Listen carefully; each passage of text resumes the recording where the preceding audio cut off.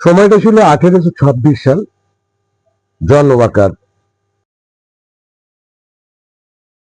British রসায়নবিদ, তিনি তার ল্যাবরেটরিতে একটা কাঠি দিয়ে রাসায়নিক দ্রব্য নাড়ানাড়ি করছিলেন।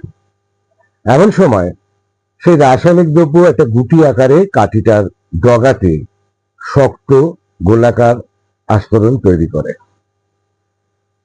জন ওয়াকার সেই আস্তরণটাকে ভাঙার জন্য কাঠিটিকে ঘষতে শুরু করলেন তার পাথরের মেঝেতে। দু একবার ঘষার সঙ্গে সঙ্গেই ফস করে কাঠিটা জ্বলে উঠল। ব্যাস, আবিষ্কার হয়ে গেল দেশলাই কাঠি। যদিও জন ওয়াকার পেটেন্ট নেননি, তিনি সর্বসাধারণের জন্য নিখরচায় ওই দেশলাই ব্যবহার করার জন্য তিনি পেটেন্ট নেননি। কি সুন্দর আবিষ্কার হয়ে গেল, এক যুগান্তকারী সৃষ্টি। সেই দিন থেকে 1826 সাল থেকে আজ 2026 সাল সেই দেশলাই কাঠির ব্যবহার চলছে সুদক্ষ কারিগরিতে। ভালো থাকবেন, সুস্থ থাকবেন।